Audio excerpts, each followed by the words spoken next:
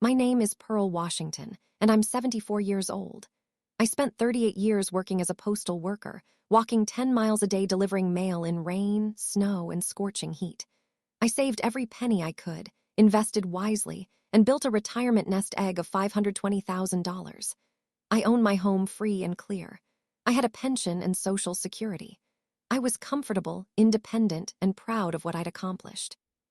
But nothing, and I mean nothing, prepared me for the day 8 months ago when my daughter Vanessa and her husband Marcus showed up at my door with a folder full of papers and told me, "Mom, we'll handle the money now. You don't need to worry about finances anymore." I was sitting in my living room, the same living room where I'd raised Vanessa and her brother after my husband died. The same room where I'd balanced checkbooks, paid bills, and managed money carefully for 40 years without anyone's help. Vanessa sat down across from me, Marcus beside her, both looking serious and concerned. Too concerned, like they were about to tell me I had a terminal illness. "Mom, Marcus and I have been talking. We think it's time you let us take over managing your finances." "Take over? Why would I need you to take over? I've been managing my own money just fine." "Have you, though?" Marcus leaned forward, his voice smooth and practiced. "Vanessa's told me about some things that concern us. The duplicate payment you made last month, the subscription services you're paying for that you don't use, the investment account you haven't rebalanced in 5 years. Those are minor things." "They're warning signs, Mom," Vanessa interrupted. "Warning signs that you're having trouble keeping track of things, and at your age that's normal, but it means you need help." "I don't need help. I made one duplicate payment because I forgot I'd already paid it. That's not a sign of incompetence." "But it could lead to bigger problems," Marcus said, pulling papers from his folder. "What if you forget to pay your property taxes? What if you make a bad investment decision? What if someone scams you? Mom, Pearl, we're just trying to protect you." "Protect me from what? I've been managing money since before either of you were born." "And you did a great job," Vanessa said, her voice taking on that patronizing tone people use with small children. "But Mom, you're 74. Things get harder as we age. We just want to take this burden off your shoulders. Let us handle the bills, the investments, the financial decisions. You can relax and enjoy your retirement." "I am enjoying my retirement, and I don't need you to manage my money." Vanessa and Marcus exchanged a glance. Then Vanessa pulled out more papers. "Mom, we've already spoken with a financial advisor, someone who specializes in helping elderly people manage their assets. He's drawn up a plan for us to take over your accounts. All you need to do is sign these papers giving Marcus and me co-ownership of your bank accounts and investment funds." "Co-ownership? You want access to my accounts?" "Not access, Mom. Partnership. We'd manage everything together. Make sure your bills get paid. Make sure your investments are performing well. Make sure nobody takes advantage of you." "Nobody's taking advantage of me." "Not yet, but Mom, you're vulnerable. Elderly people are targeted by scammers all the time. And with over $500,000 in assets, you're a prime target. We're trying to protect you before something bad happens." I stared at the papers in Vanessa's hands. Documents that would give my daughter and son-in-law control over money I'd spent nearly 40 years earning and saving. "What if I say no?" Marcus spoke up, his voice still smooth but with an edge now. "Mom, Pearl, we'd really prefer you said yes, because if you refuse our help, we might need to take other steps, legal steps, to ensure you're protected." "Legal steps? Are you threatening me?" "We're not threatening you," Vanessa said quickly. "We're just being realistic. If you're not capable of managing your finances safely and you refuse help, we might need to petition for conservatorship. A judge would decide if you need a legal guardian to manage your affairs." "A guardian? You'd take me to court to have me declared incompetent." "We hope it doesn't come to that. That's why we're asking you to cooperate voluntarily. Sign these papers, let us help you, and we can avoid any legal complications." I felt trapped, cornered. If I refused, they'd take me to court. If I agreed, I'd be giving them control over everything I'd worked for. But as I looked at Vanessa, my daughter, the girl I'd raised alone after her father died, I saw something in her eyes, something calculating, something that made me deeply uneasy. Still, what choice did I have? Fight them in court and risk being declared incompetent, or sign the papers and hope they truly wanted to help? I picked up the pen. I signed the papers. I gave my daughter and son-in-law co-ownership of my accounts. But as I signed, I noticed something. A slight smile flickering across Marcus's face. A look of satisfaction that didn't match the concerned expression he'd been wearing moments before. And I knew in my gut that I'd just made a terrible mistake. Within 3 days, everything changed. My debit card stopped working. When I called the bank, they told me my account had been restructured and I'd need to contact the co-owners for access. But I'm the primary account holder. I should have access to my own money. I'm sorry, ma'am, but according to our records, Marcus Johnson is listed as the primary account holder now. You'll need to speak with him about account access. I called Marcus immediately. Why is my debit card not working? And why are you listed as primary account holder on my accounts? Mom Pearl, don't worry. We're just organizing things, making sure everything's set up properly for efficient management. But I can't access my own money. You don't need to. We'll handle all the expenses. Just let us know what you need, and we'll make sure you get it. This is simpler than you having multiple cards and accounts to keep track of. I don't want simple. I want access to my own money. Mom Pearl, you signed the papers. You agreed to let us manage your finances. This is us managing them. Trust us. This is for your own good. He hung up before I could argue further. I tried to access my investment accounts online. My passwords didn't work. I called the investment company. Mrs. Washington, your accounts have been consolidated under a new management structure. You'll need to contact Marcus Johnson for any account information or transactions. But they're my accounts, my investments. I should be able to see them. I understand your frustration, ma'am, but according to the paperwork we received, Mr. Johnson now has full management authority. You'll need to direct all inquiries to him. Within 1 week of signing those papers, I'd been completely locked out of my own financial life. I couldn't see my account balances, couldn't access my money, couldn't make any financial decisions. I'd gone from financially independent to financially imprisoned in 7 days. But before I tell you how I discovered what Vanessa and Marcus were really doing with my money, before I reveal the shocking truth about why they wanted control of my accounts, I need you to do something right now. Hit that subscribe button. Click it now.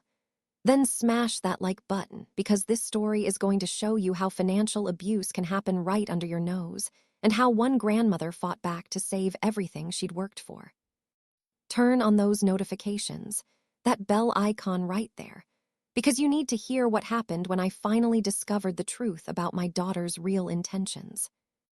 And drop a comment telling me where you're watching from.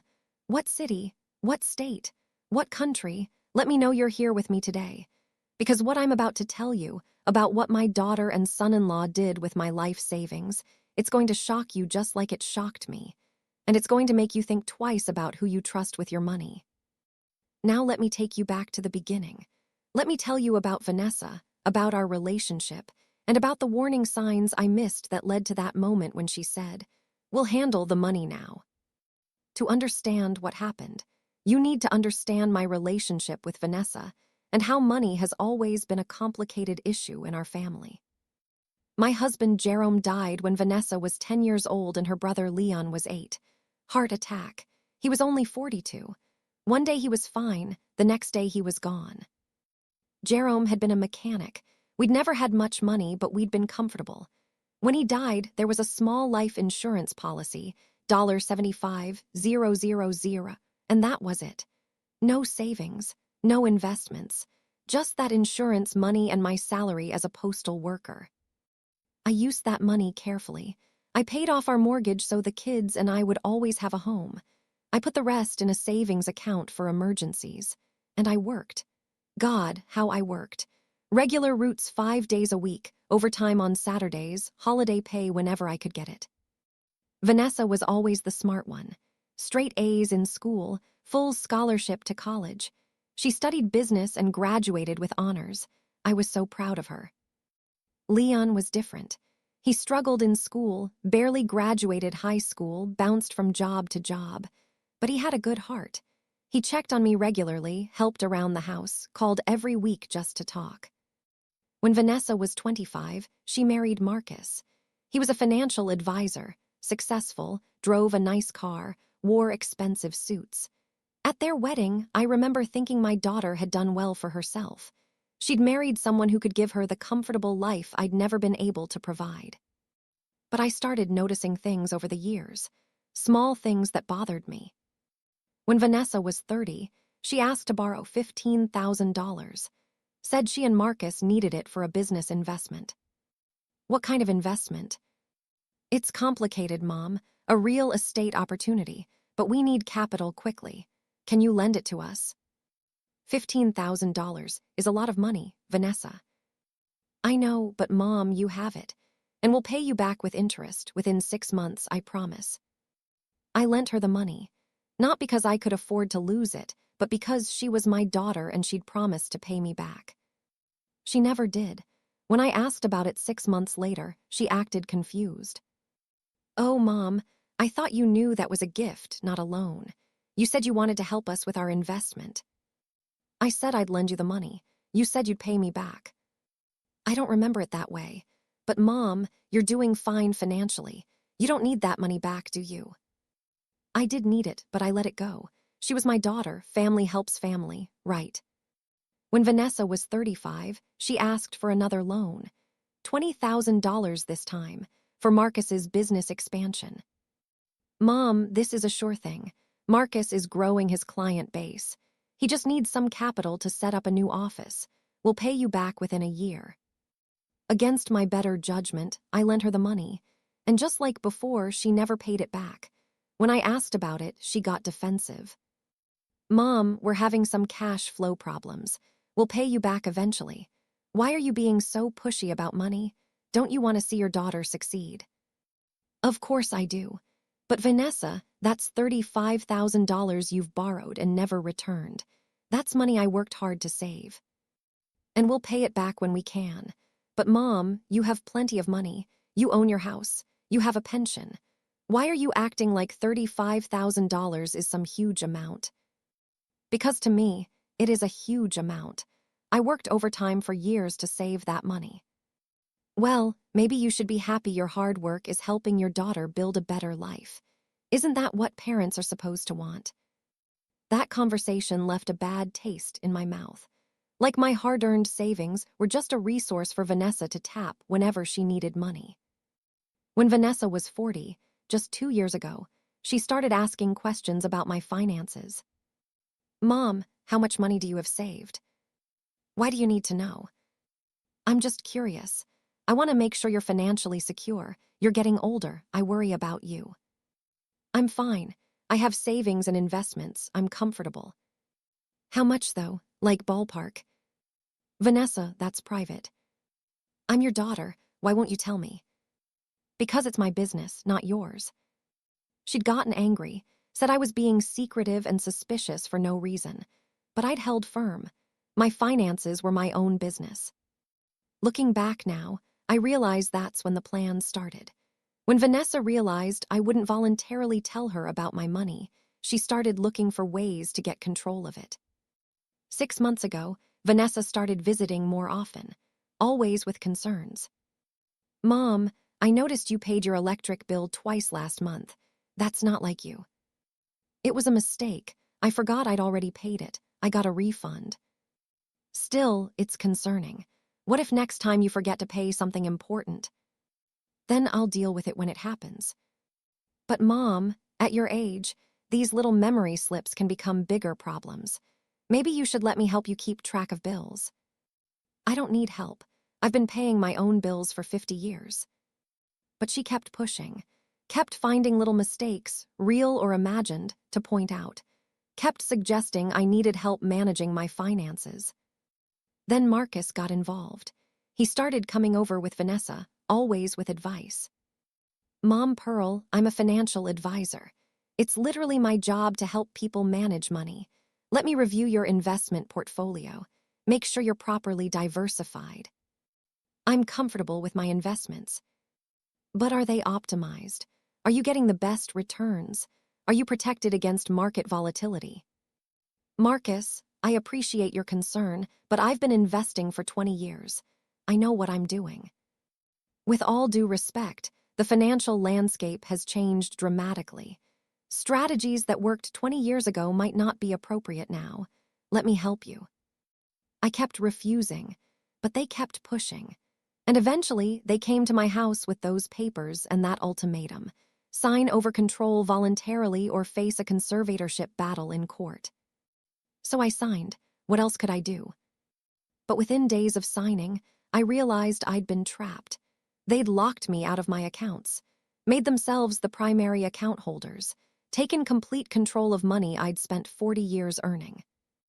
The first month, I tried to stay calm, tried to believe they really were just helping. But then the bills started arriving: past due notices, collection letters, threats of service disconnection. My property taxes hadn't been paid. My homeowner's insurance had lapsed. My utilities were months behind. I called Vanessa. Why haven't my bills been paid? I'm getting notices saying I owe thousands of dollars. Mom, calm down. We're handling it. There must be some confusion. Confusion? My property taxes are 4 months overdue. The county is threatening to put a lien on my house. That can't be right. Let me look into it and call you back. She didn't call back. Not that day, not that week. I called Marcus. Why aren't you paying my bills? You have access to my accounts. You said you'd handle everything. Mom, Pearl, we are handling things. Sometimes bills slip through the cracks. We'll get caught up. Don't worry about it. Don't worry. They're threatening to take my house. They're not going to take your house. That's just scare tactics. We'll pay the taxes before anything serious happens. But weeks passed and nothing got paid. More notices arrived. More threats. More late fees and penalties piling up. I tried to go to the bank myself, tried to access my accounts. They wouldn't let me. I'm sorry, Mrs. Washington, but Marcus Johnson is listed as the primary account holder. Only he can make withdrawals or provide account information. But it's my money. I earned it. I saved it. I understand, ma'am, but according to the paperwork you signed, you've transferred primary control to Mr. Johnson. You'll need to work through him for any account access. I felt helpless, trapped.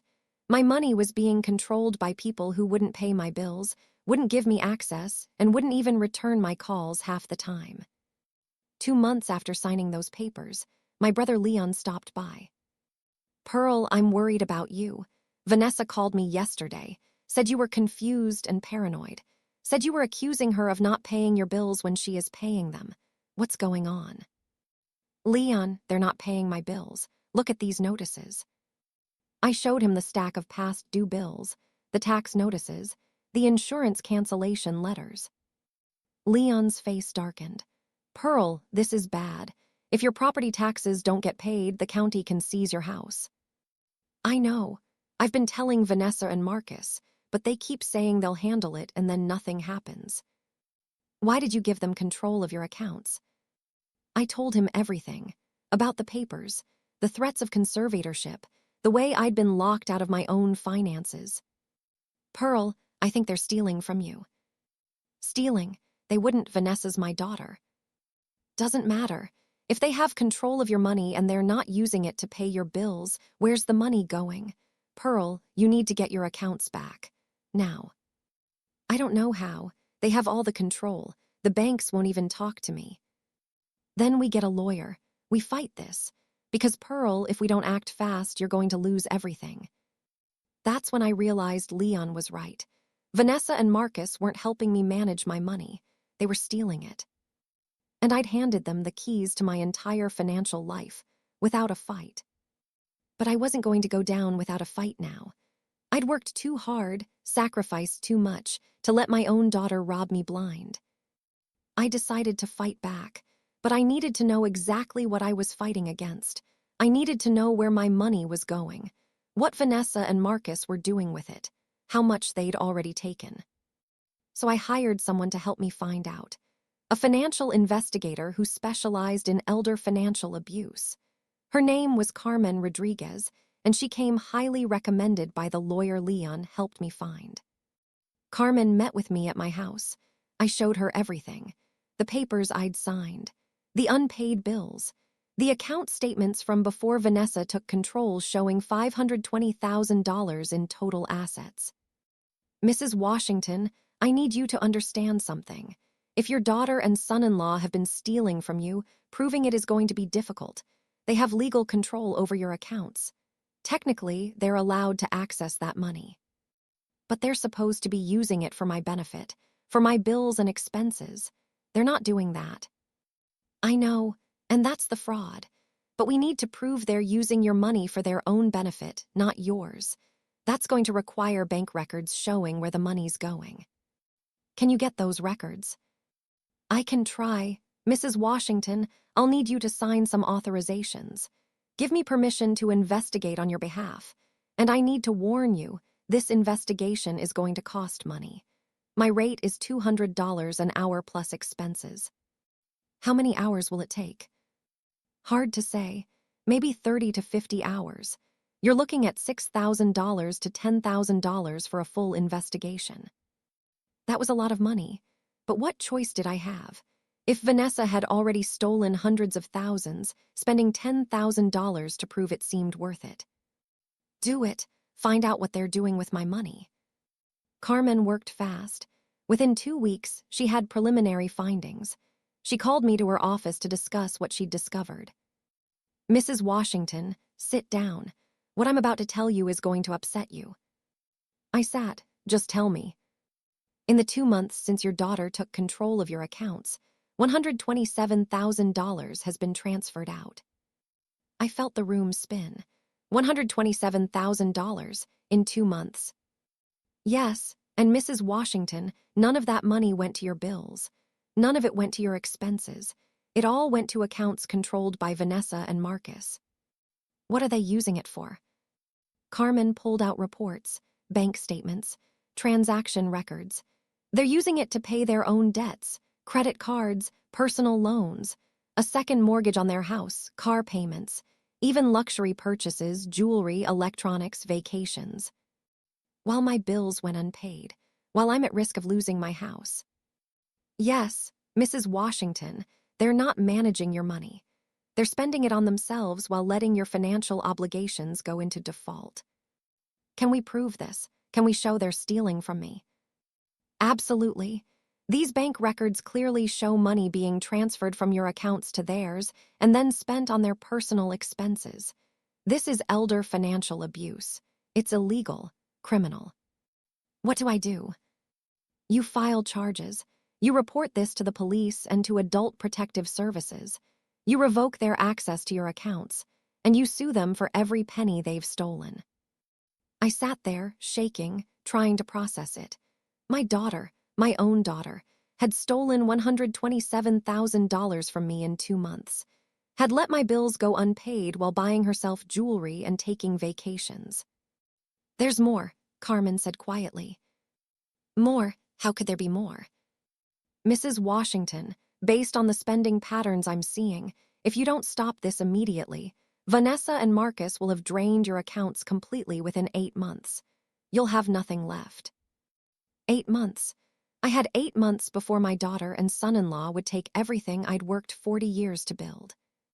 I want to file charges. I want to report them. I want my money back. Then let's get started. That was 3 weeks ago. And now, as I sit here preparing to confront my daughter with evidence of her theft, I'm about to discover something even worse than the $127,000 she's already stolen. Because there's another layer to this story. Another secret Vanessa has been hiding. Something that's going to make everything I've learned so far seem almost insignificant by comparison. Before I continue this story, kindly subscribe, like, turn on the notification bell, and tell me in the comments where you're watching from. 3 weeks after Carmen delivered her devastating findings, I sat in a lawyer's office with Leon beside me. The lawyer's name was Patricia Okonkwo, and she specialized in elder abuse cases. Patricia reviewed Carmen's investigation report, her expression growing grimmer with each page. Mrs. Washington, this is one of the most clear-cut cases of financial exploitation I've seen. Your daughter and son-in-law have stolen $127,000 in 2 months while deliberately allowing your bills to go unpaid. This is criminal elder abuse. What can we do about it? Several things. First, we file for emergency relief to freeze your accounts and revoke Vanessa and Marcus's access. Second, we report this to Adult Protective Services and the police. Third, we sue for full restitution plus damages. Mrs. Washington, you could potentially get every penny back plus compensation for the harm they've caused. How long will all this take? The emergency relief, we can file today and get a hearing within a week. The criminal investigation, that could take months. The civil lawsuit could take a year or more. But Mrs. Washington, the most important thing is stopping the bleeding right now. Every day we wait, they're taking more of your money. Then let's file today. Patricia prepared the emergency petition. We filed it with the court that afternoon. The hearing was scheduled for 6 days later. Mrs. Washington, Vanessa and Marcus will be notified of the hearing. They'll know you're fighting back. You need to be prepared for them to retaliate. How? They might try to isolate you from family. They might spread rumors that you're incompetent or paranoid. They might even try to accelerate their theft, taking as much as possible before the court can stop them. Be careful.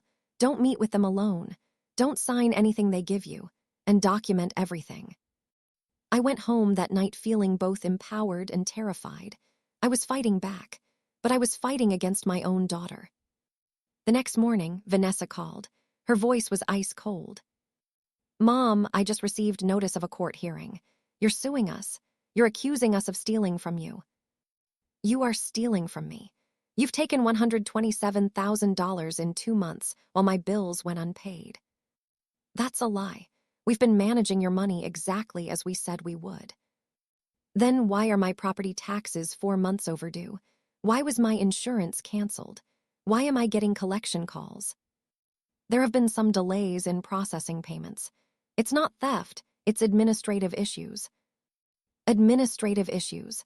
Vanessa, Carmen Rodriguez investigated your transactions. I have bank records showing you transferred my money to your accounts and spent it on jewelry, vacations, electronics. Carmen Rodriguez, you hired an investigator. Mom, do you realize how paranoid that sounds? It's not paranoid when I have proof. Vanessa, I know what you've done, and I'm not letting you take another penny. You're making a huge mistake. Mom, if you go through with this hearing, you're going to destroy our family. Everyone will know you accused your own daughter of being a thief.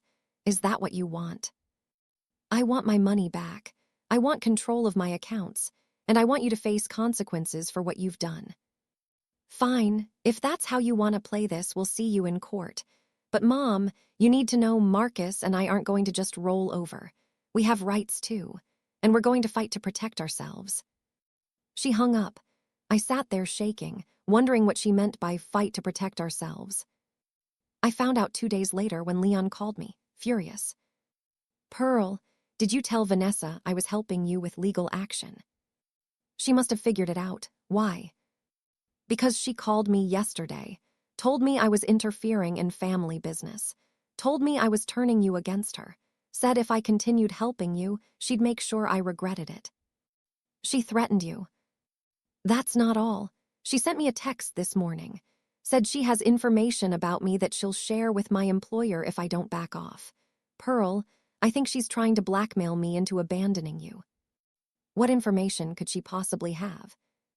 Doesn't matter if it's real or made up. The threat alone is enough. Pearl, I want to help you, but I can't lose my job.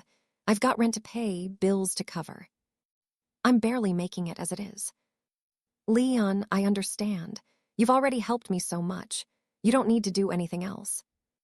I'm not abandoning you, but I am going to be more careful. And Pearl, you need to be careful too. Vanessa's desperate. People do dangerous things when they're desperate. After Leon hung up, I felt more alone than ever. My daughter was threatening my son. My family was being torn apart by money and greed. but I wasn't backing down, not when I'd come this far. The court hearing was 5 days away. I spent that time gathering documents, meeting with Patricia to prepare my testimony, and trying to stay strong despite the fear gnawing at me. Then, 3 days before the hearing, something happened that changed everything. I received a call from a number I didn't recognize. When I answered, a woman's voice said, "Mrs. Washington, my name is Diane Mitchell. I'm Marcus Johnson's first wife." I nearly dropped the phone. Marcus's first wife. I didn't know he'd been married before. Most people don't. He likes to pretend I never existed. "Mrs. Washington, I heard through mutual acquaintances that you're taking legal action against Marcus and your daughter. I wanted to reach out because I've been where you are, and I need to tell you what he's really capable of." "What do you mean?" "Marcus is a con artist.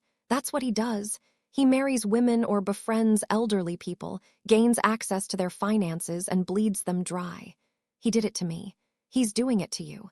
And from what I've learned, you're not the only one." My blood went cold. "What are you talking about?" "Can we meet? In person? There's a lot I need to tell you, and I have documents you need to see." We agreed to meet that afternoon at a coffee shop. When I arrived, Diane was already there, a thin, tired-looking woman about Vanessa's age. "Mrs. Washington, thank you for meeting me. I know this must be shocking. Tell me what you know about Marcus." Diane pulled out a folder. "I married Marcus 15 years ago. I was young, stupid, and impressed by his fancy job and nice car. Within a year of marriage, he'd convinced me to give him access to my bank accounts. Said he was a financial advisor and could help me invest wisely." "What happened?" "He drained my accounts. $85,000 I'd inherited from my grandmother. He transferred it out bit by bit, telling me he was investing it. By the time I figured out what was happening, the money was gone. Spent on his debts, his lifestyle, his other women." "Other women?" "Marcus was cheating on me with at least 3 different women. I later learned he was doing the same thing to them, gaining access to their money and stealing it. One of them was an elderly woman he'd befriended at church.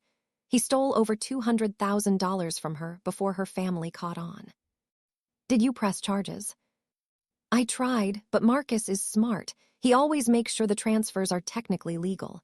Joint accounts, powers of attorney, gifts, everything documented in a way that's hard to prosecute. The police told me it was a civil matter. I'd have to sue him. But I couldn't afford a lawyer, and Marcus had already taken all my money." "So he got away with it?" "From me, yes. But the elderly woman's family had resources. They sued him. There was a settlement. Marcus had to pay back $50,000 and agree to stay away from the woman. But it was sealed. No public record.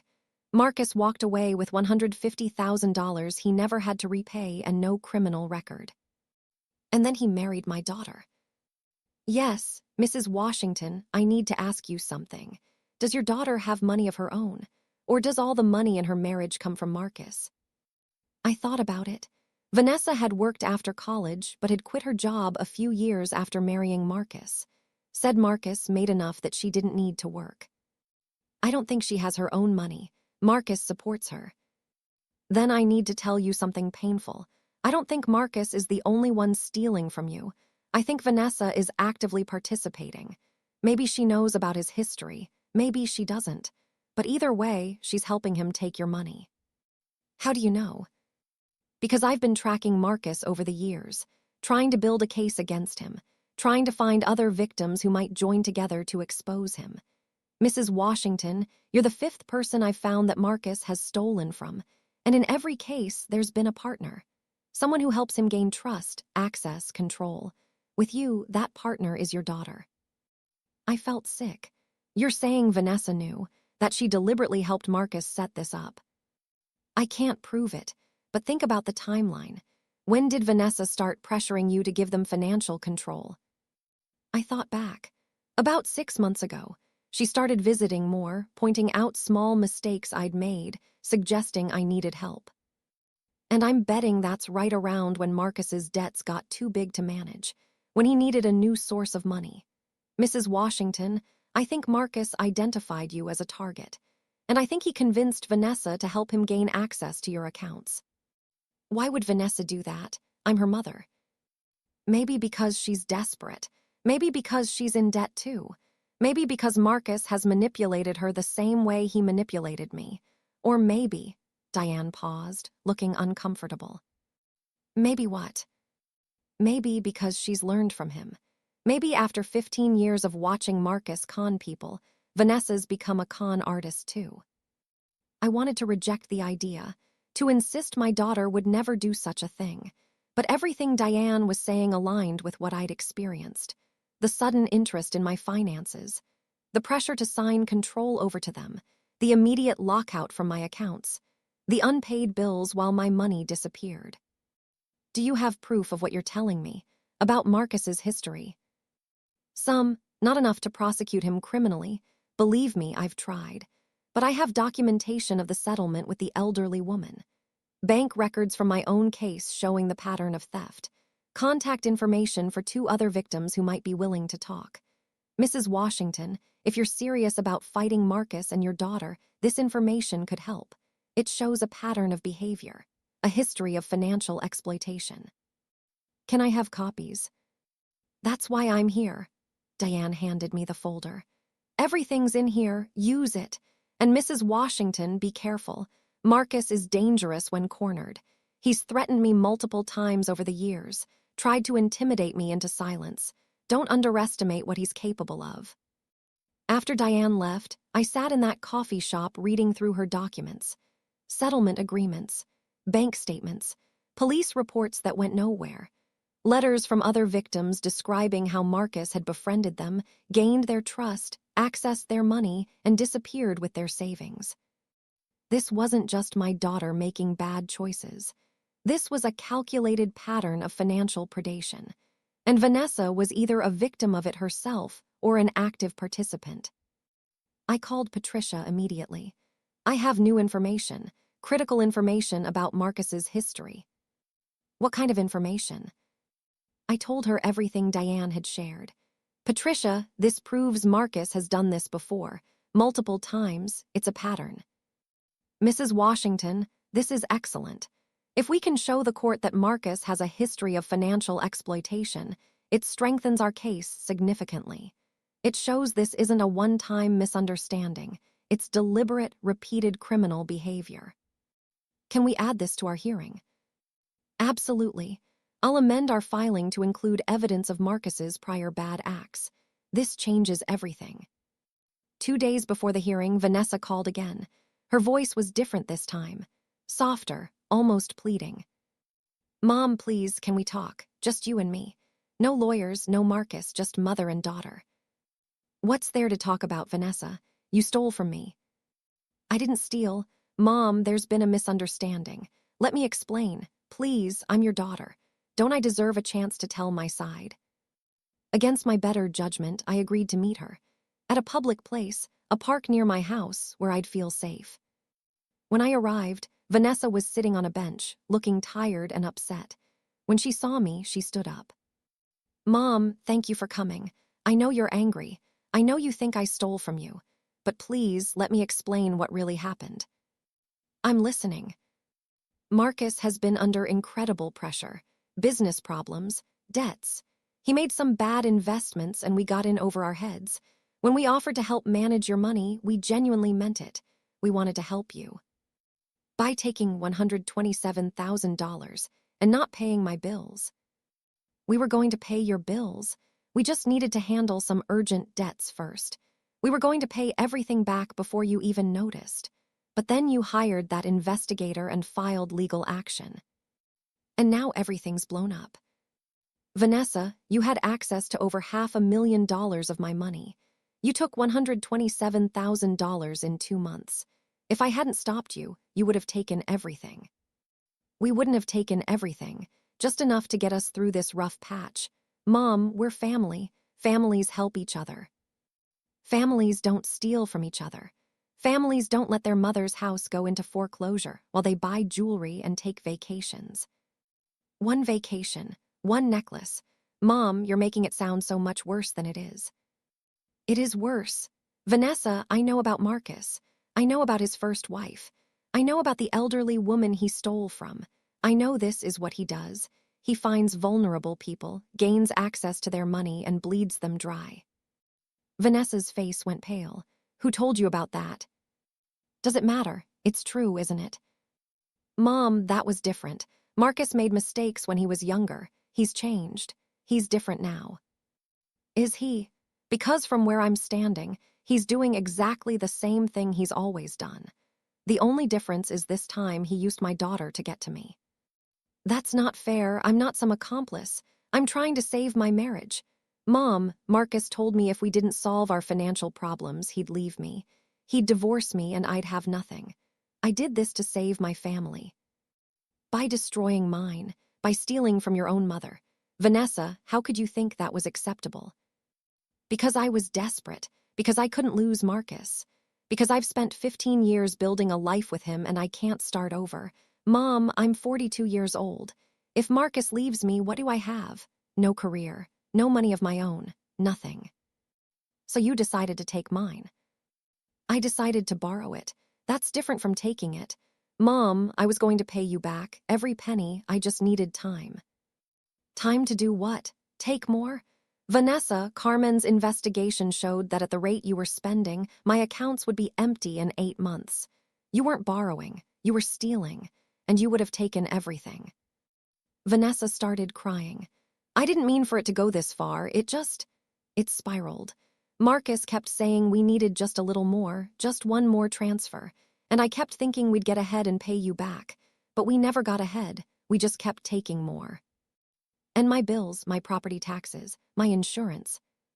We were going to pay those. We just had to prioritize. Marcus's creditors were threatening to sue. We had to deal with those first. While my house was at risk of foreclosure, while I had no insurance, Vanessa, you prioritized your problems over my basic needs. That's not borrowing. That's theft. What do you want from me, Mom? Do you want me to grovel, to beg forgiveness? I'm here. I'm admitting I made mistakes. I'm asking you to drop the legal action so we can fix this as a family. How do we fix this? Give us 6 months. 6 months to pay you back. We'll return every penny, and we'll pay all your bills current. Marcus has some big commissions coming in. We can make this right. I don't believe you. And even if I did, 6 months gives you time to take more, to hide assets, to make it impossible for me to recover my money. So you're going through with the hearing. You're really going to take your own daughter to court. You took my money without permission. You let my bills go unpaid. You violated my trust in the worst possible way. Yes, Vanessa, I'm taking you to court, and I'm not dropping the charges. Vanessa's expression changed. The pleading was gone, replaced by something cold, something calculating. Then you leave me no choice, Mom. If you're going to destroy me, I'm going to defend myself. And that means I'm going to tell the court the truth about why I thought you needed help managing your money. What truth? The truth about your memory problems, your confusion, the times you've forgotten important things.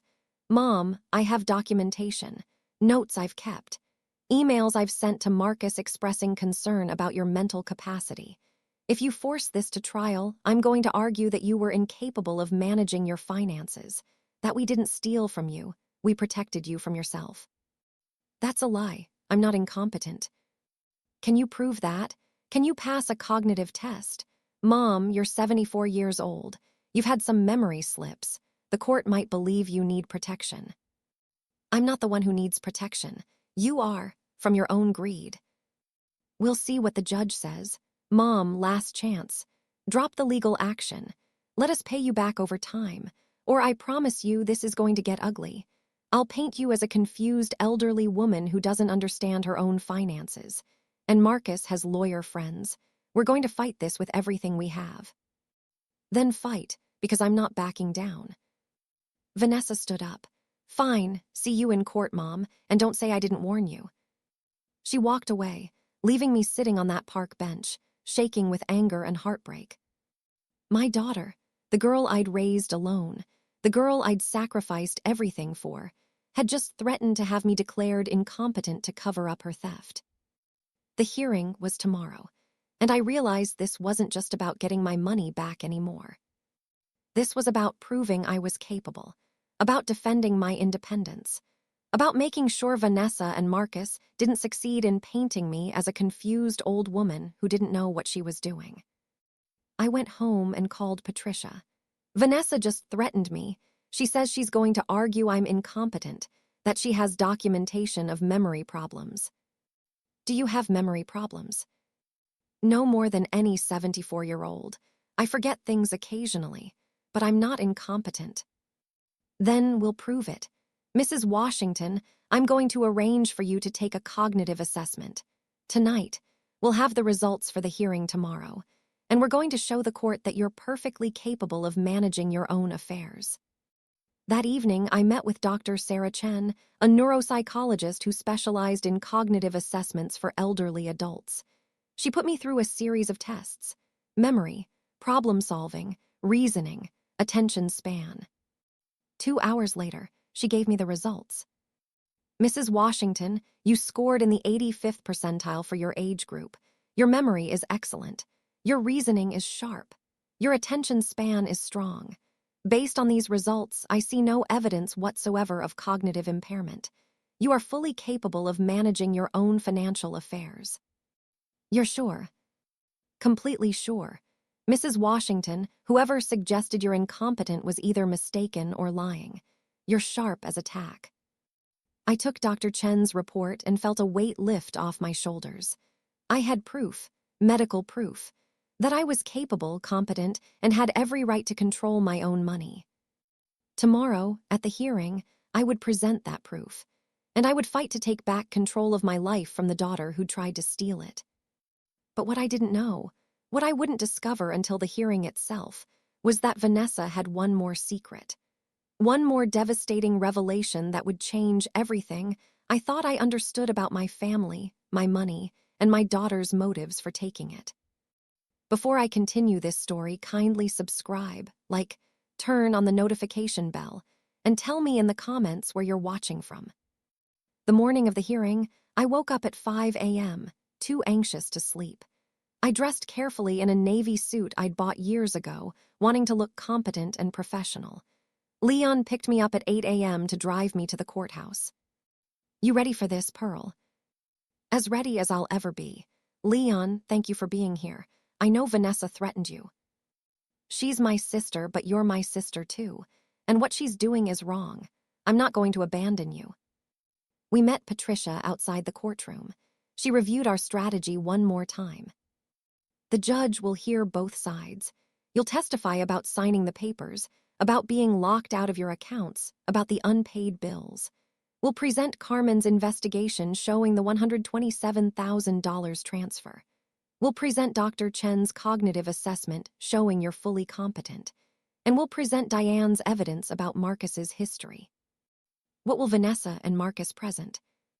Probably exactly what Vanessa threatened, claims that you're confused, forgetful, incapable of managing money. They'll try to paint themselves as concerned family members protecting you. Mrs. Washington, you need to stay calm. Don't let them rattle you. Just tell the truth clearly and confidently. When we entered the courtroom, Vanessa and Marcus were already there with their attorney, a sharp-looking man in an expensive suit. Vanessa wouldn't look at me. Marcus stared straight ahead, his face blank. Judge Angela Freeman entered. She was a black woman in her 60s with kind eyes but a no-nonsense demeanor. This is an emergency hearing regarding Pearl Washington's petition to revoke financial control granted to her daughter Vanessa Johnson and son-in-law Marcus Johnson. I've reviewed the filings from both sides. This is a serious matter involving allegations of financial exploitation. I want to hear from everyone involved. Mrs. Washington, let's start with you. I took the stand. Patricia guided me through my testimony. I explained how Vanessa and Marcus had pressured me to sign over control, how I'd been locked out of my accounts within days, how my bills went unpaid while $127,000 disappeared. Mrs. Washington, were you confused or incompetent when you signed those papers? No, I was scared. They threatened to petition for conservatorship if I didn't cooperate. I felt I had no choice. And are you confused or incompetent now? No, I have a cognitive assessment from Dr. Sarah Chen proving I'm fully capable. Patricia entered Dr. Chen's report into evidence. The judge read it carefully. Then it was Vanessa's attorney's turn to question me. Mrs. Washington, isn't it true you paid your electric bill twice in 1 month? Yes, I forgot I'd already paid it. I got a refund. And isn't it true, you've asked your daughter the same questions multiple times? I may have repeated myself occasionally. That doesn't mean I'm incompetent. Mrs. Washington, you're 74 years old. Don't you think it's reasonable for your family to be concerned about your ability to manage over $500,000? My family wasn't concerned about my ability to manage money. They wanted access to it. There's a difference. That's your interpretation. But isn't it possible your daughter genuinely wanted to help you? Then, why did she take $127,000 and not pay my bills? The attorney ignored my question and sat down. Then Patricia called Carmen Rodriguez to testify. Carmen presented her investigation findings. Bank records showing $127,000 transferred from my accounts to Vanessa and Marcus's accounts. Documentation of those funds being spent on personal expenses, credit card payments, car loans, jewelry, a vacation to Miami. Ms. Rodriguez, in your professional opinion, were these transfers for Mrs. Washington's benefit? Absolutely not. Every dollar went to pay Vanessa and Marcus's personal debts and expenses. Meanwhile, Mrs. Washington's property taxes, insurance, and utility bills went unpaid. This is clear financial exploitation. Vanessa's attorney cross-examined Carmen. Ms. Rodriguez, isn't it possible Vanessa and Marcus were consolidating accounts, managing Mrs. Washington's money alongside their own for efficiency? That's not what the records show.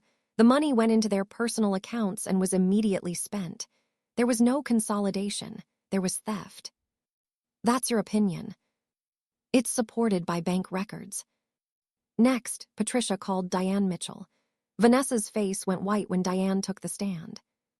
Diane testified about her marriage to Marcus, about how he'd stolen $85,000 from her, about the elderly woman he'd defrauded, about the settlement he'd paid. Ms. Mitchell, in your opinion, is Marcus Johnson's behavior toward Mrs. Washington consistent with his past behavior? Completely consistent. This is what Marcus does. He identifies vulnerable people with money, gains their trust, accesses their accounts, and bleeds them dry. He did it to me. He did it to others. And he's doing it to Mrs. Washington. Vanessa's attorney objected. Your Honor, Ms. Mitchell's testimony is prejudicial. Past behavior doesn't prove current misconduct. It establishes a pattern, Judge Freeman said. I'll allow it. Continue, Ms. Mitchell.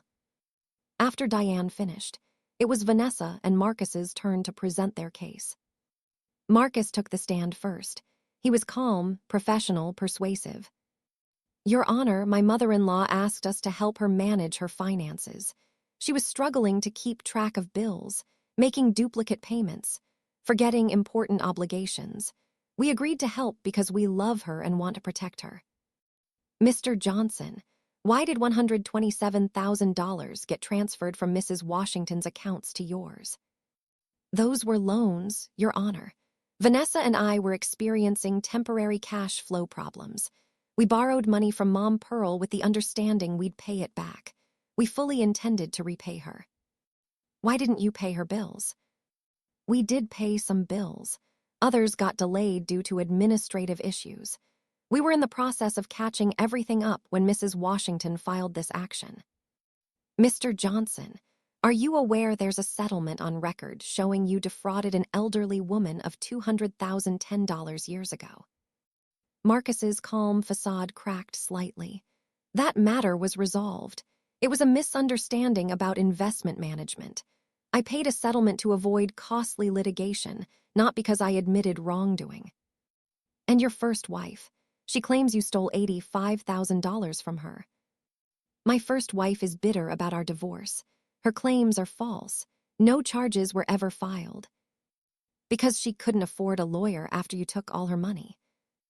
Objection, Vanessa's attorney called. Speculation. Sustained, Judge Freeman said, but she was looking at Marcus with clear suspicion. Then Vanessa took the stand. She looked small and scared, nothing like the confident woman I'd raised. Mrs. Johnson, tell me why you think your mother needed help managing her money. My mother started showing signs of confusion about a year ago, forgetting things, repeating questions, making financial mistakes. I was worried about her. I didn't want her to fall victim to scams or make bad decisions that would jeopardize her security. Why did $127,000 get transferred from her accounts to yours? Vanessa's voice shook. Marcus told me we needed to borrow money temporarily. He said it was urgent. I thought Mom had plenty and wouldn't miss it. I was wrong. I realize now it was a terrible mistake. Are you saying you took the money without your mother's knowledge? I took it thinking I was managing her assets. I was going to pay it back. When? As soon as we could. Your Honor, I love my mother. I would never intentionally hurt her. I was trying to help her and trying to save my marriage. I made bad choices, but I'm not a thief. I'm a daughter who made mistakes. Judge Freeman looked at Vanessa with something like pity. Then she looked at me. Mrs. Washington, do you believe your daughter intended to pay you back? I don't know what she intended, Your Honor. I know what she did. She took $127,000. She didn't pay my bills. She locked me out of my own accounts. Whether she planned to repay me eventually doesn't change the harm she caused. Mrs. Johnson, do you have the means to repay your mother? Vanessa looked down. Not immediately, but if given time. How much time? Maybe a year, maybe 2. And in that time, how much more of your mother's money would you have access to? Vanessa didn't answer. Judge Freeman leaned back in her chair. I'm going to take a brief recess to review the evidence. We'll reconvene in 30 minutes.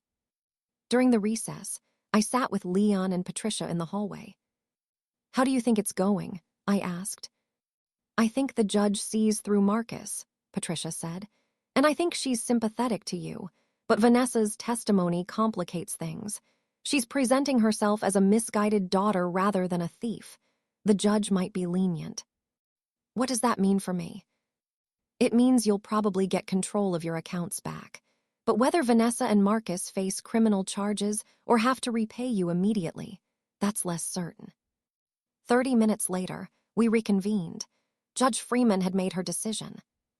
I've reviewed the evidence carefully. Mrs. Washington, I find you are fully competent to manage your own finances. Dr. Chen's assessment is clear on that point.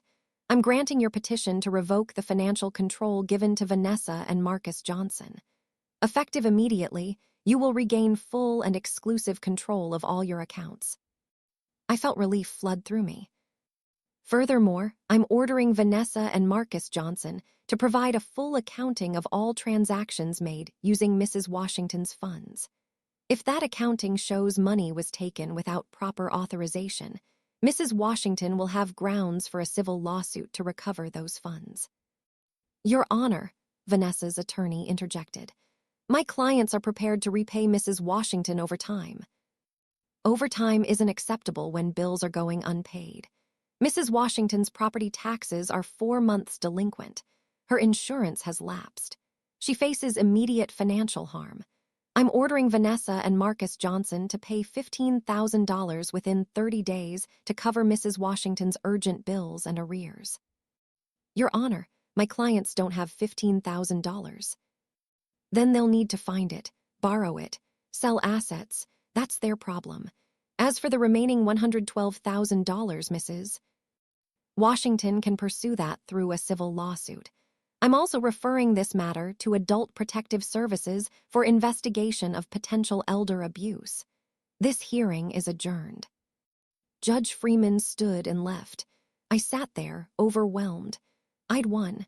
I had my accounts back. But I still had to recover $112,000, and Vanessa and Marcus had to come up with $15,000 they didn't have.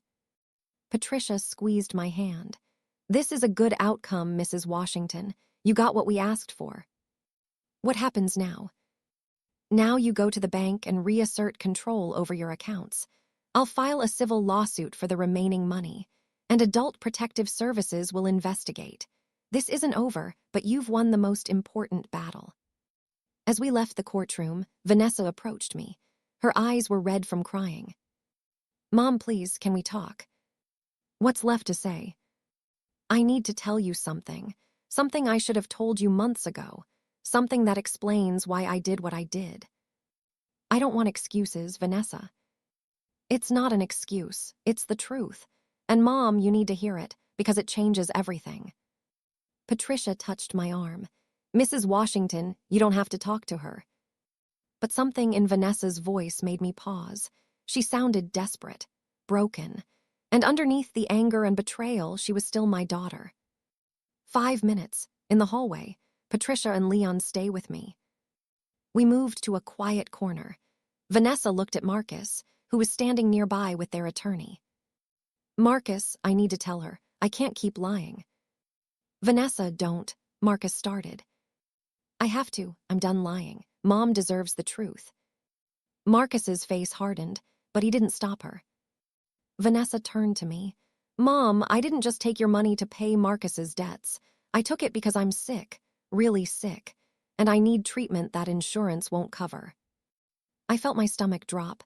"Sick, what do you mean?" "I have ovarian cancer, stage 3. I was diagnosed 8 months ago. The doctors say I need specialized treatment, immunotherapy, experimental drugs, treatments that cost hundreds of thousands of dollars. Insurance covers some of it, but not all. We'd already spent everything we had on my care. We were drowning in medical debt. And Mom, the doctors said without this treatment, I might only have a year or 2 to live." I couldn't breathe. Cancer. My daughter had cancer. "Why didn't you tell me?" "Because I didn't want you to worry. And because I knew if I told you, you'd insist on helping. You'd offer money, and I didn't want to be a burden. I wanted to handle it myself." "By stealing from me?" "By borrowing. Mom, I was desperate. I needed treatment to live. Marcus said we could take some of your money temporarily, use it for my care, and pay it back once I was healthy enough to work again. I thought I'd beat the cancer, get a job, earn money, and repay you. I never meant for it to go this far." "The jewelry, the vacation, that was medical treatment." "The vacation was before my diagnosis. The jewelry, that was one necklace Marcus bought me for our anniversary because he knew I might not have many anniversaries left. Mom, most of the money went to medical bills, to treatments, to specialists, to the things keeping me alive." Patricia spoke up. "Mrs. Johnson, do you have documentation of these medical expenses?" "Yes, bills, treatment records, everything. I can prove where the money went." "Why didn't you present that evidence in court?" "Because I didn't want to use my cancer as an excuse. I didn't want sympathy. I wanted," her voice broke, "I wanted to protect my mother from knowing her daughter is dying." I felt tears streaming down my face. "Vanessa, why didn't you just ask me? If you told me you needed money for cancer treatment, I would have given it to you. I would have given you everything." "That's why I didn't tell you. Mom, you worked 40 years to save that money. It's your retirement, your security. I couldn't ask you to sacrifice it for me." "You're my daughter. Of course I'd sacrifice it for you. Vanessa, how could you think I'd value money over your life?" "Because I know you, Mom. I know how hard you worked for every penny. I couldn't take that from you. So I tried to borrow it without you knowing. And then everything spiraled out of control." Leon spoke for the first time. "Vanessa, if what you're saying is true, why did your bills go unpaid? If the money went to medical treatment, why was Pearl's insurance canceled?" Vanessa looked at Marcus. "Because Marcus said we had to prioritize. Medical bills first. Everything else could wait. He said we'd catch up on Pearl's bills once I was through treatment.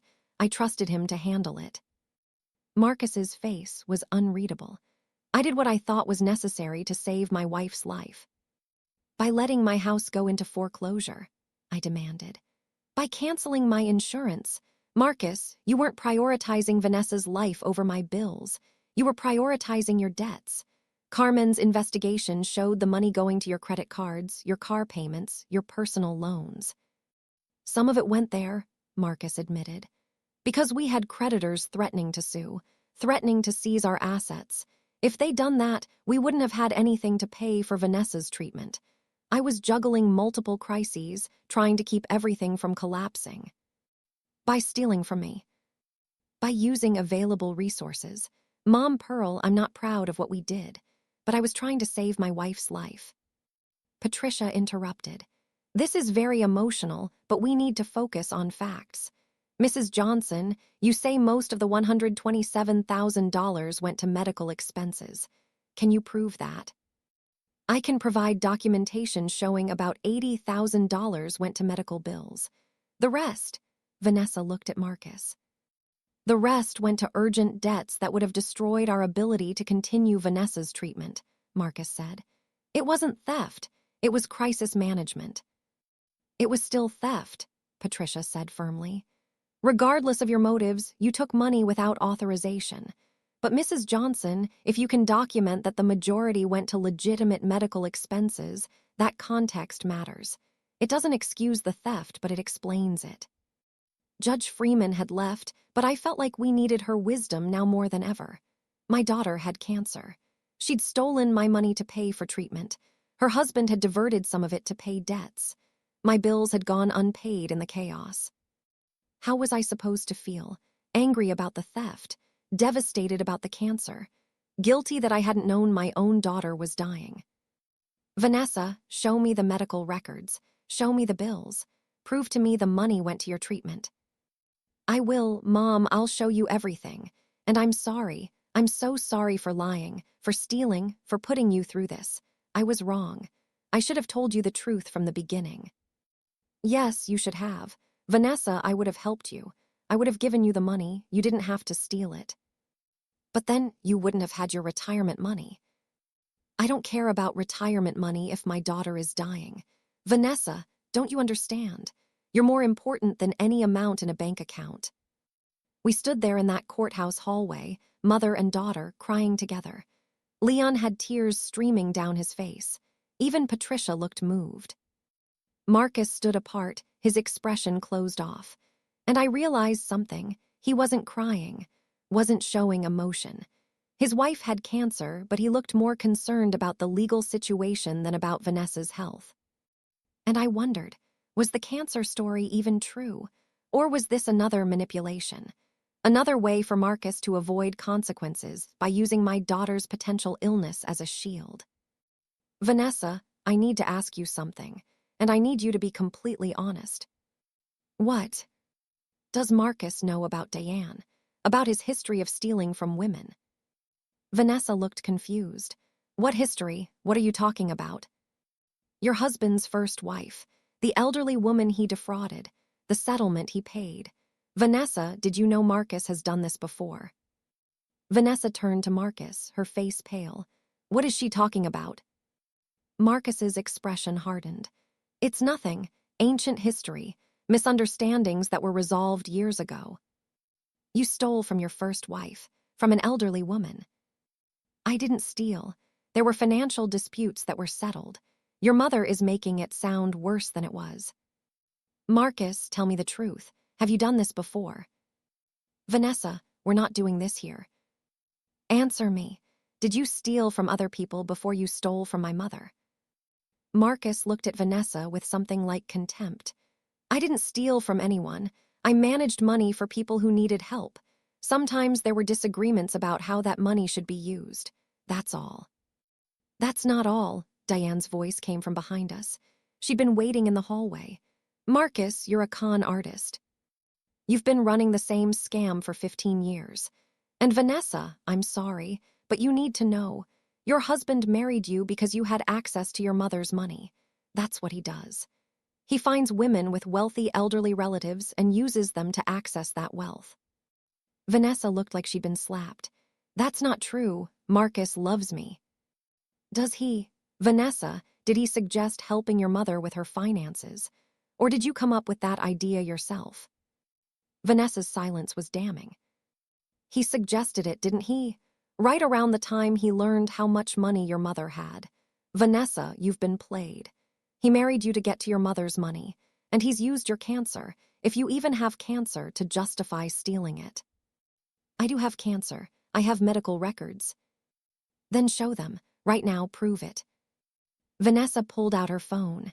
She scrolled through photos until she found what she was looking for. Medical documents, pathology reports, treatment records. She handed the phone to me. I read through the documents with shaking hands.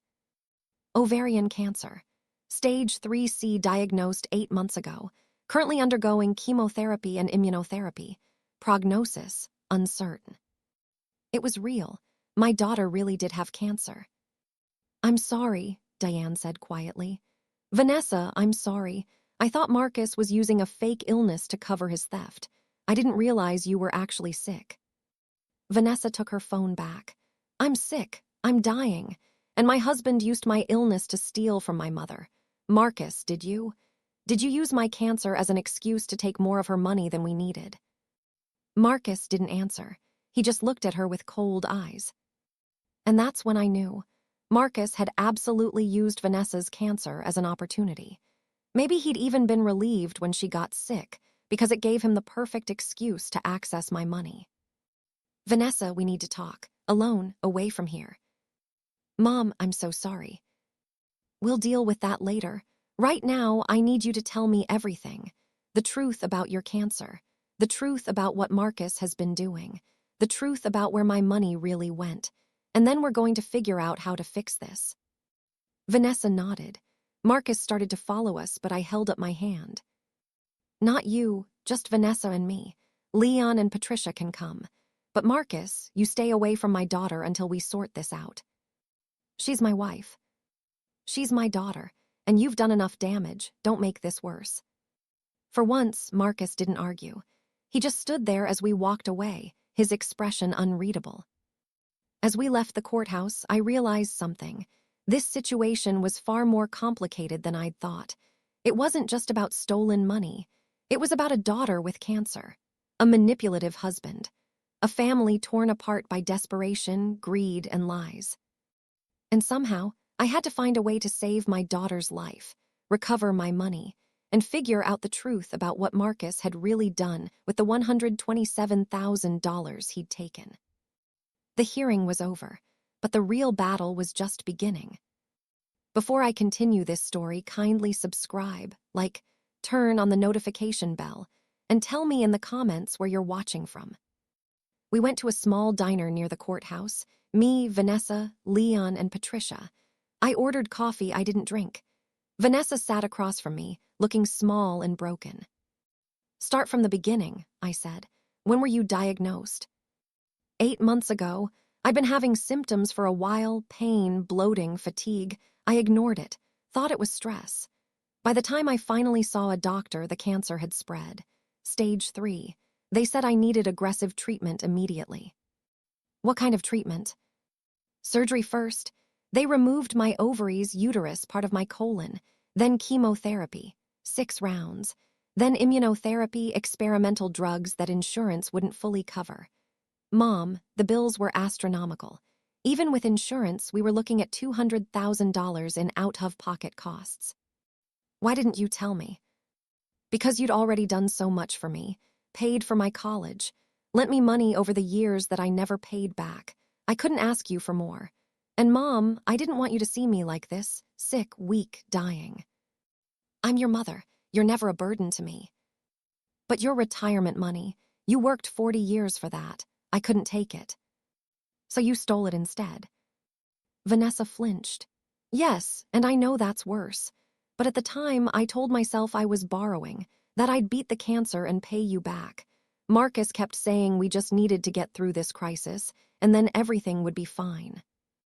Vanessa, I need you to be completely honest with me now. How much of the $127,000 went to your medical treatment? Vanessa pulled out her phone again. She showed me a spreadsheet she'd been keeping. Medical bills, payment records, dates, and amounts. I scanned through it. $82,000 to various hospitals and specialists. Chemotherapy, immunotherapy, surgery follow-ups, blood tests, scans. And the other $45,000. That's where things get complicated. Marcus said we had urgent debts that had to be paid or we'd lose everything. Creditors threatening to sue. The mortgage company threatening foreclosure. Car loans about to be repossessed.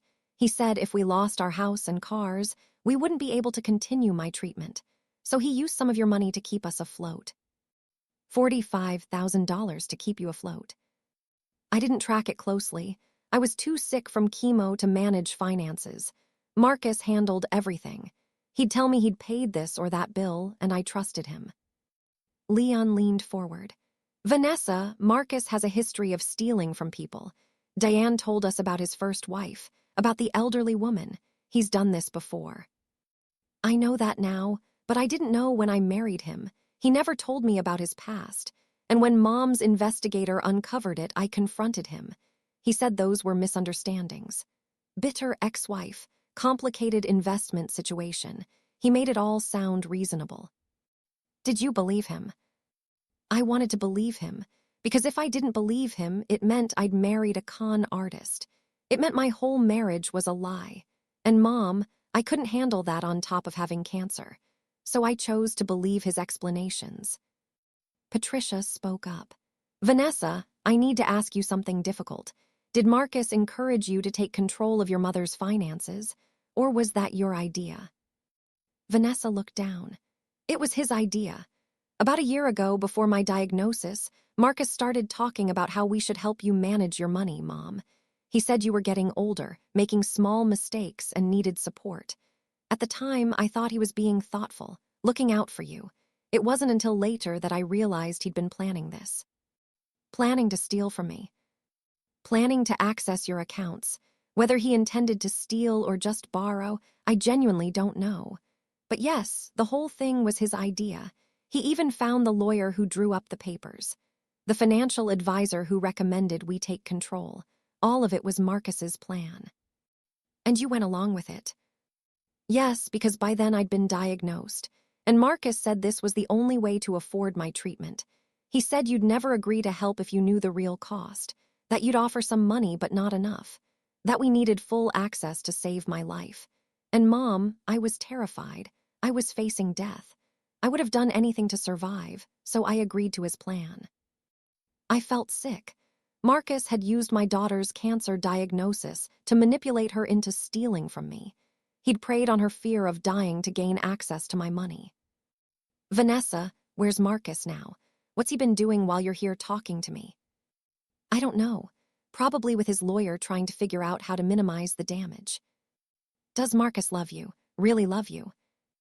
Vanessa's eyes filled with tears. I used to think he did, but Mom, the way he's acted through all this, it's like he cares more about the money than about me.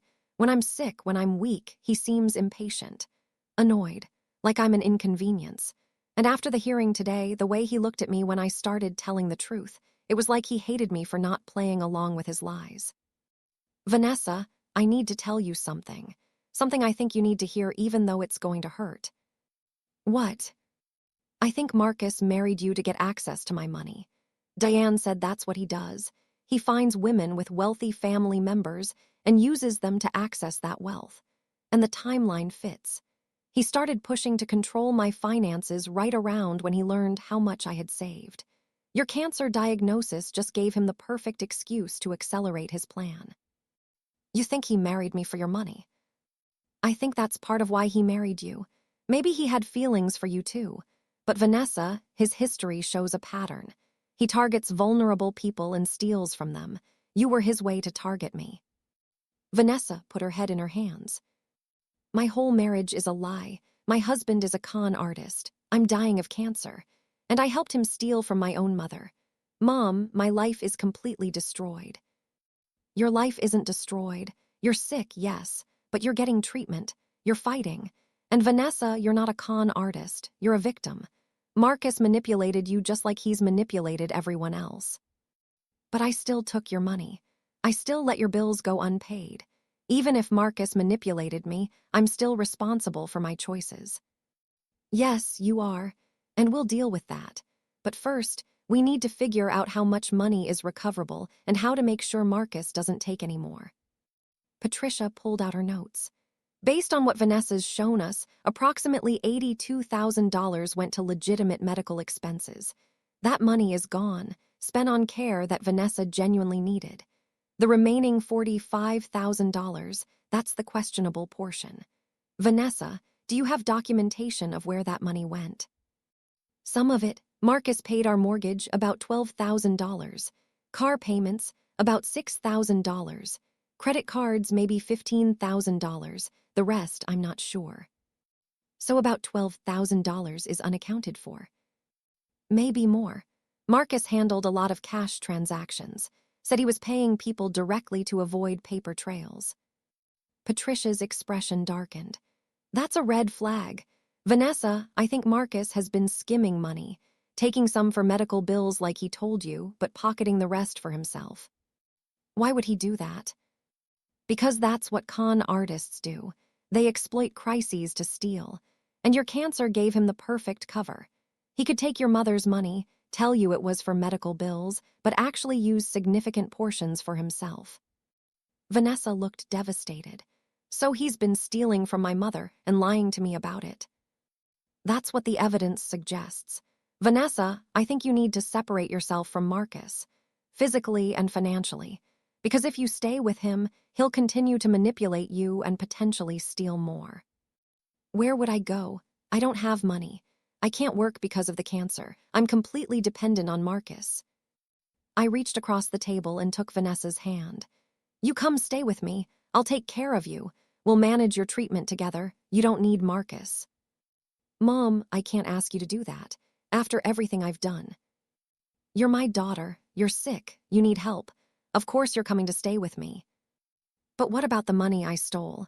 The bills that went unpaid? You should hate me. I don't hate you. I'm angry. I'm hurt. But Vanessa, you're dying of cancer and your husband manipulated you. I'm not going to abandon you. We'll figure out the money. Right now, we focus on your health. Leon spoke up. Pearl, are you sure about this? Having Vanessa move in with you? I'm sure. Leon, she's my daughter. What else am I going to do? Let her stay with Marcus while he steals from both of us. Good point. Okay, I'll help move her stuff. When do we do this? Today, right now. Vanessa, call Marcus. Tell him you're leaving. Tell him you're moving in with me and he's not to contact you except through lawyers. He's not going to like that. I don't care what he likes. Vanessa, you need to get away from him before he causes more damage. Vanessa pulled out her phone with shaking hands. She called Marcus. The conversation was brief and cold. Marcus, I'm leaving you. I'm going to stay with my mother. Don't try to contact me except through your attorney. I could hear Marcus's voice through the phone. Angry, loud, demanding. No, Marcus, I'm done. You lied to me. You used my cancer to steal from my mother. You've been manipulating both of us. I don't trust you anymore. More angry shouting from Marcus. I don't care about our marriage right now. I care about surviving, and I can't survive with you. Goodbye, Marcus. She hung up. Her hands were shaking so badly she almost dropped the phone. Did I just end my marriage? You ended a toxic relationship with a man who was using you. That's different. But what if I need him? What if I can't manage without him? You have me. You have Leon. You have people who actually care about you, not just about your access to money. Vanessa, you're going to be okay. We left the diner and went straight to Vanessa and Marcus's house. Marcus's car wasn't in the driveway. He was still at the courthouse or with his lawyer. Vanessa packed quickly. Clothes, medications, medical records, personal items. Leon and I loaded everything into my car. As we were finishing, Marcus's car pulled into the driveway. He got out, his face twisted with anger. Vanessa, what the hell do you think you're doing? I'm leaving. I told you that on the phone. You can't leave. You're my wife. You're sick. You need me. I don't need you. I need people who actually care about me, not people who use my cancer as an excuse to steal. I didn't steal. I managed money during a crisis. Your mother is twisting everything to make me look like a criminal. You are a criminal. Marcus, I know about Diane, about the elderly woman, about your history. You've been running scams for years and I was too stupid to see it. Diane is a liar. That old woman was confused. Vanessa, they're poisoning you against me. No one's poisoning me. I'm finally seeing clearly. Marcus, you married me to get to my mother's money.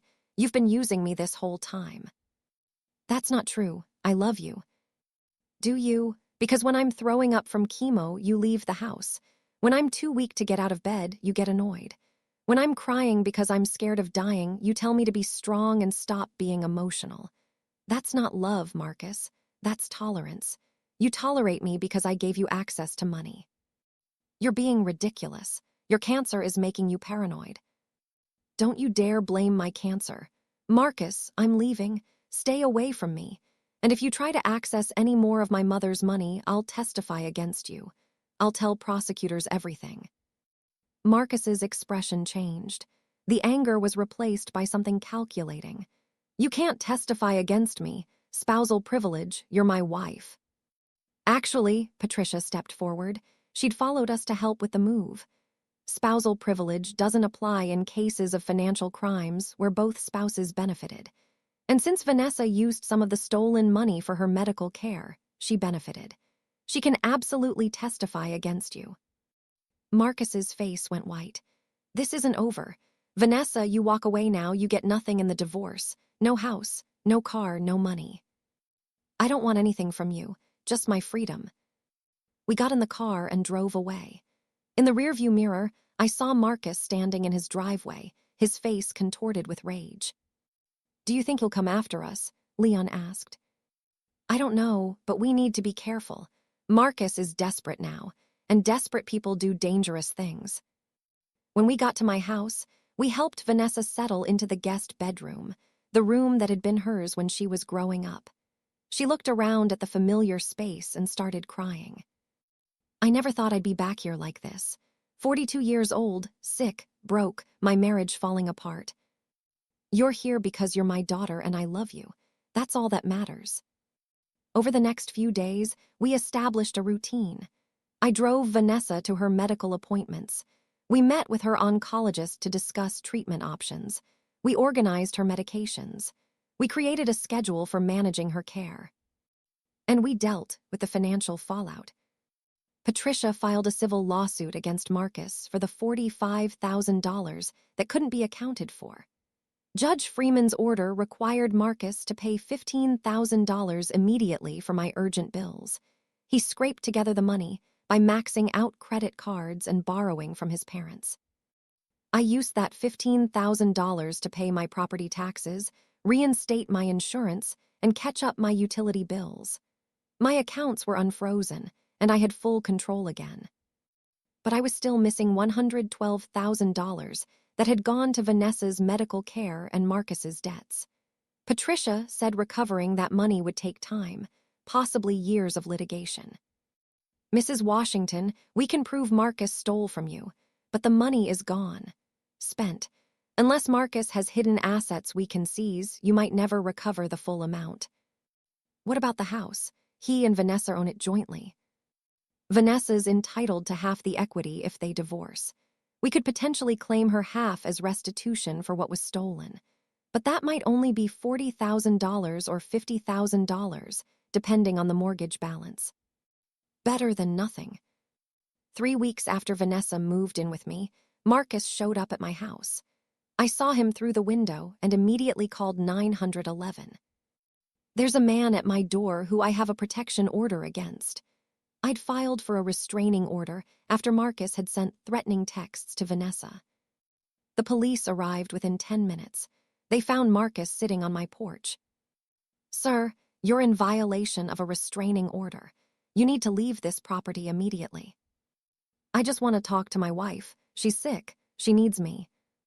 Sir, she's filed for separation and has requested no contact. Leave now or you'll be arrested. Marcus left, but not before shouting at my house. Vanessa, you're making a mistake. You need me. Without me, you'll have nothing. After he drove away, the police officer gave me advice. Ma'am, document everything. Every time he contacts you, every threat, every violation. Build a case for a permanent restraining order. That night, Vanessa had a breakdown. The stress of the separation, the cancer, the guilt about stealing from me, all of it crashed down on her at once. Mom, what if Marcus is right? What if I can't survive without him? What if I'm too sick to manage on my own? you're not on your own, you have me. And Vanessa, you're stronger than you think. You've survived 8 months of brutal cancer treatment. You survived being married to a con artist. You'll survive this too. But what if the cancer wins? What if I don't make it? Then we'll face that if it happens. But Vanessa, right now you're fighting, you're getting treatment. You have a chance. That's all any of us have, a chance. 4 months after Vanessa moved in with me, her oncologist delivered news. The immunotherapy was working.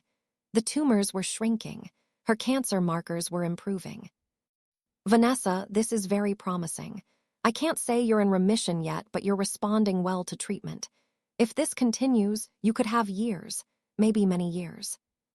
Vanessa cried with relief. That night, she and I sat on the porch, watching the sunset. Mom, I don't know how to thank you for taking me in, for taking care of me, for forgiving me. I haven't fully forgiven you yet. We're working toward that. But Vanessa, you're my daughter. I'd do anything for you. I'm going to pay you back, every penny. I don't know how or when, but I will. Let's focus on you getting healthy first. We'll worry about money later. 6 months after Vanessa moved in, the civil lawsuit against Marcus concluded. Judge Freeman ruled that Marcus had to pay me $45,000 in restitution, the unaccounted-for portion of what he'd stolen. He was also ordered to pay $15,000 in court costs and attorney fees. Marcus declared bankruptcy. His house went into foreclosure. His car was repossessed. He ended up living in a cheap apartment, working retail to survive. Did you get any satisfaction from seeing him lose everything? Patricia asked me. No, just sadness. Sadness that my daughter married someone who destroyed her life. Sadness that greed and desperation caused so much damage. What about the $82,000 that went to Vanessa's medical care? Are you pursuing that? No, that money saved my daughter's life. I'd rather have Vanessa alive than have that money back. Vanessa's divorce from Marcus was finalized 8 months after she'd moved in with me. She got half the proceeds from the foreclosure sale, $32,000. She immediately gave it to me. Mom, it's not enough. It doesn't come close to repaying what I took, but it's a start. Vanessa, keep it. Use it to rebuild your life. No, you keep it. I owe you so much more than money, but at least let me give you this. I took the money, added it to the $15,000 Marcus had paid for my urgent bills. I'd recovered $47,000 of the $127,000 that had been stolen. I'd lost $80,000, the cost of keeping my daughter alive. Worth it, every penny. 1 year after Judge Freeman's hearing, Vanessa's oncologist delivered more good news. Vanessa, your scans are clear. Your cancer markers are normal. I'm declaring you in remission. Remission. My daughter was going to live. That night, we celebrated with Leon. Just the 3 of us, what was left of our family, eating takeout pizza and laughing together. Pearl, you did good, Leon said. You fought for your money, you protected yourself, but you also took care of your daughter when she needed you. That's what family does. I'm just glad she's okay. The money doesn't matter anymore. It matters, Vanessa said. Mom, I've been thinking I'm healthy enough to work now. I'm going to get a job, start paying you back monthly. It'll take years, but I'm going to repay every penny I took. Vanessa, you don't have to. Yes, I do. Mom, I stole from you. Marcus manipulated me, but I still made the choice to take your money. I need to make that right. Not just for you, for me. I need to know I'm not the person who steals from her mother and gets away with it. Okay, if that's important to you, I accept. But Vanessa, there's no pressure. Take your time, build your life back. The money can wait.